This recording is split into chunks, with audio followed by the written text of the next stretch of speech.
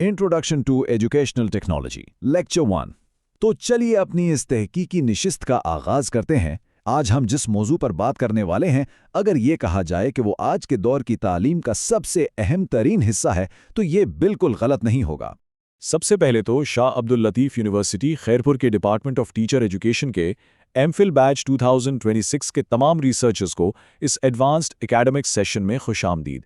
देखें, ये जो सेशन है ना, ये खुसूसी तौर पर एमफिल टीचर एजुकेशन के रिसर्च को जहन में रखकर डिज़ाइन किया गया है।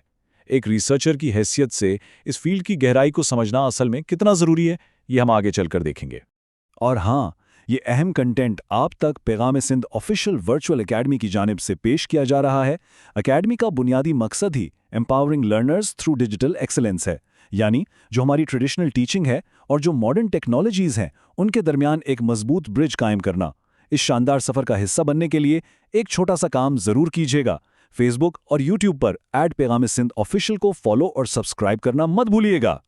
तो आज के इस लेक्चर का मुकम्मल एजेंडा क्या है? हम 6 मेन एरियाज कवर करेंगे। पहले इंट्रोडक्शन एंड कोर कॉन्सेप्ट्स, फिर हम एवोल्यूशन एंड हिस्टोरिकल कॉन्टेक्स्ट देखेंगे, उसके बाद स्कोप एंड थ्योरेटिकल फाउंडेशंस, फिर बात होगी एडवांस्ड इंटीग्रेशन फ्रेमवर्क्स की, आखिर में हम कॉन्टेक्चुअल रेलेवेंस एंड चैलेंजेस और इस सेशन के टेकअवेज और क्रिटिकल रिफ्लेक्शन को देखकर इसे वाइंड अप करेंगे। बस जल्दी से इन सबको एक एक करके समझते हैं। इस लेक्चर के लर्निंग ऑब्जेक्टिव्स बिल्कुल वाज़ेह हैं। बुनियादी मकसद एजुकेशनल टेक्नोलॉजी को डिफाइन करना, इसकी हिस्ट्री को ट्रेस करना और इसके मेजर कंपोनेंट्स और थेरीज को क्रिटिकली एनालाइज करना है, और ख़ास तौर पर टीचर एजुकेशन और पाकिस्तानी कॉन्टेक्स्ट में इसकी अहमियत को समझना, ताकि future teacher educators in emerging trends के हिसाब से अपना किरदार अदा कर सकें। यहाँ सबसे बुनियादी सवाल पैदा होता है, व्हाट इज़ एजुकेशनल टेक्नोलॉजी? आमतौर पर लोग क्या समझते हैं, यही ना कि क्लास में कंप्यूटर या इंटरनेट यूज़ कर लिया तो हो गई टेक्नोलॉजी।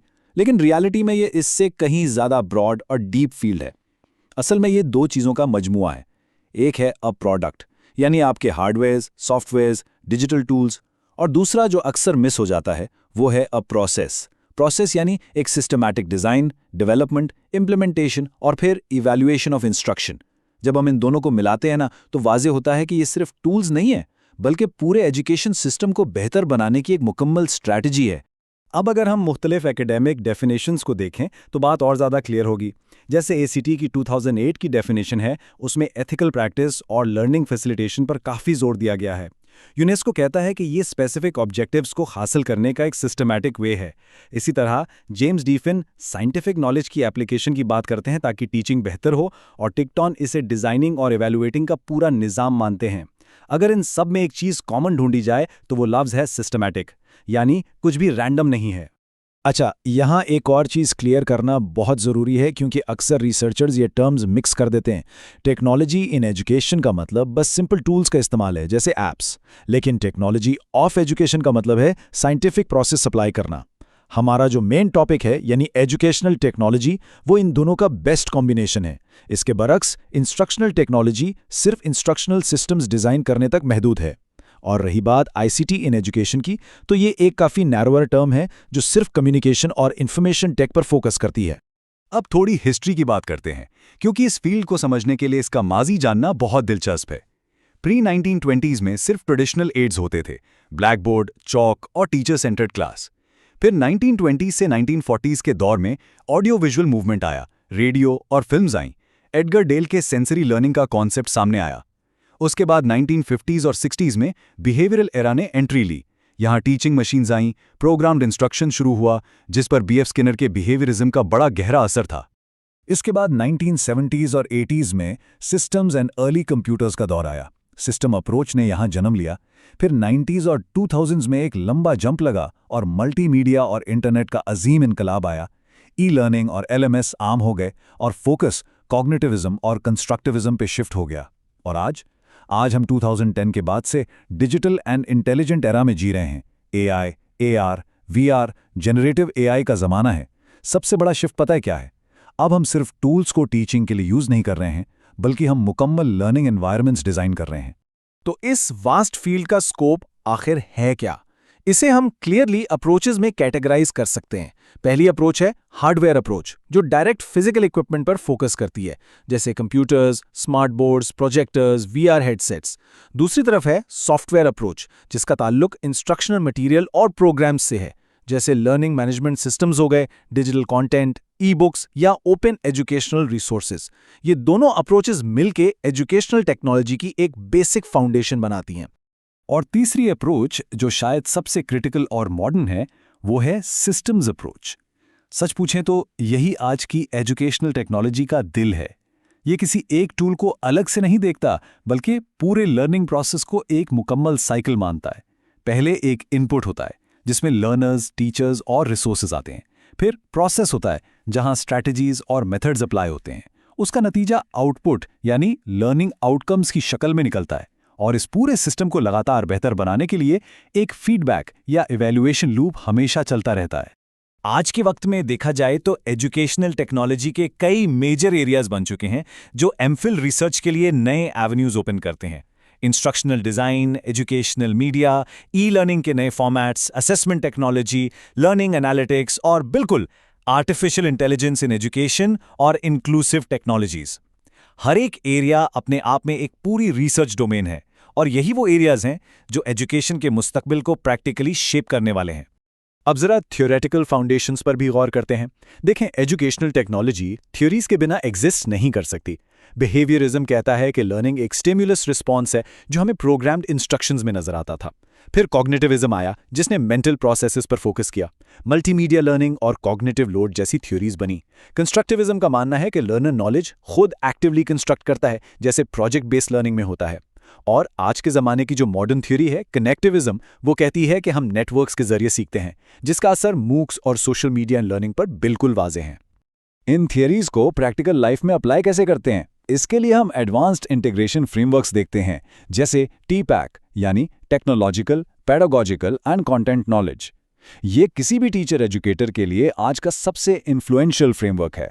फिर SAMR मॉडल असातिज़ा को गाइड करता है कि टेक्नोलॉजी को सिर्फ सब्स्टिट्यूट की तरह मत यूज़ करें, बल्कि टास्क को रीडिफाइन करें। और इनके साथ ADIE मॉडल तो एक मुकम्मल इंस्ट्रक्शनल डिज़ाइन का सिस्टमैटिक प्रोसेस मुहैया करता है, जिसमें एनालिसिस से लेकर इवैल्यूएशन तक मुकम्मल फेजेस शामिल हैं। अब बड़ा सवाल यह है कि ग्लोबल स्केल पर इस सब की अहमियत क्या है? देखें, ये टेक्नोलॉजी प्योरली इंडिविजुअलाइज्ड और एडेप्टिव लर्निंग को सपोर्ट करती है। ये तलबा को 21st सेंचुरी स्किल्स के लिए तैयार करती है। और सबसे बड़ी बात, दूर दराज के इलाकों में एजुकेशन की एक्सेस को इंतहाई आसान बनाती है। इसके अलावा एजुकेशनल मैनेजमेंट को ज़्यादा एफिशिएंट करना और कंटिन्यूस फॉर्मेटिव असेसमेंट, जिसमें इंस्टेंट फीडबैक शामिल हो, ये टीचिंग लर्निंग के पूरे निज़ाम को बेहतर बनाता है।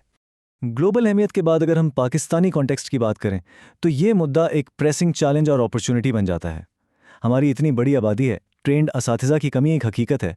टेक्नोलॉजी ही वो वाहिद ज़रिया है जो स्केलेबल सॉल्यूशंस देकर ये गैप फिल कर सकती है। हाई मोबाइल पेनिट्रेशन की वजह से यहाँ मोबाइल लर्निंग का पोटेंशियल बहुत ज़्यादा है, और सबसे बड़ी उम्मीद ये है कि इसकी मदद से देहाती और शहरी इलाकों के तालीमी मियार का फ़र्क काफ़ी हद तक ख़त्म किया जा सकता है।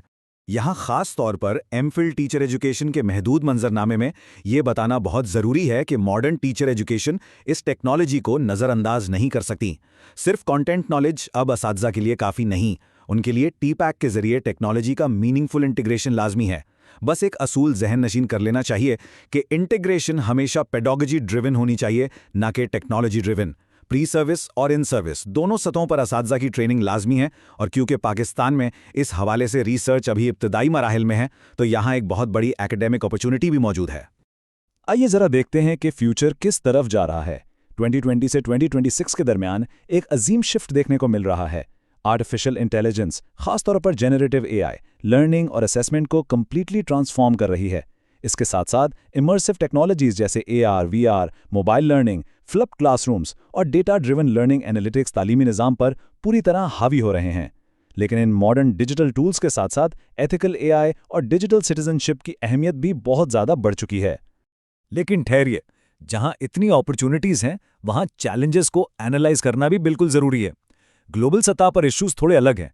वहाँ डिजिटल डिवाइड, डेटा सिक्योरिटी और डिजिटल कॉम्पिटेंस के मसाइल हैं। लेकिन इसके बिल्कुल बरअक्स पाकिस्तान और डेवलपिंग कॉन्टेक्स्ट में चैलेंजेस बहुत ही बुनियादी हैं। अनरिलायबल इलेक्ट्रिसिटी, इंटरनेट का मसला, देहाती इलाकों में डिवाइसेस की कमी और सबसे बढ़कर पॉलिसी और प्रैक्टिस का गैप। इसके अलावा हमारा असेसमेंट सिस्टम अभी भी हेवीली एग्जामिनेशन ओरिएंटेड है। इन बुनियादी चैलेंजेस को एड्रेस किए बिना हम मुकम्मल इंटीग्रेशन नहीं ला सकते।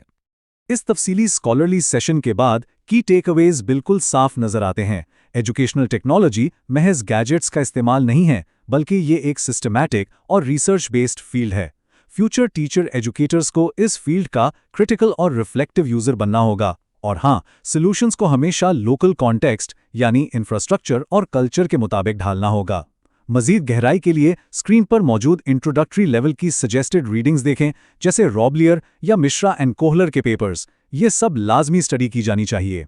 सेशन के इख्तिताम पर ये चंद डिस्कशन और रिफ्लेक्शन क्वेश्चंस गौर फिक्र की दावत देते हैं। सोचिएगा जरूर, क्या सिर्फ मल्टीमीडिया का इस्तेमाल इफेक्टिव एजुकेशनल टेक्नोलॉजी है? हमारे लोकल कॉन्टेक्स्ट में कौन सा थ्योरेटिकल फ्रेमवर्क सबसे ज्यादा रेलेवेंट है? और आने वाले कल के मुहक्किक और टीचर एजुकेटर के तौर पर इस फील्ड को आगे बढ़ाने में आप सब क्या किरदार अदा कर सकते हैं?